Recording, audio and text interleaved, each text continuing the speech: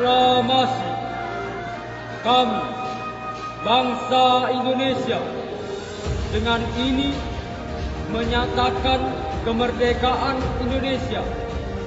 Hal-hal yang mengenai pemindahan kekuasaan dan lain-lain diselenggarakan dengan cara seksama dan dalam tempo yang sesingkat-singkatnya. Jakarta, 17 Agustus 1945. Atas nama bangsa Indonesia, Soekarno-Hatta.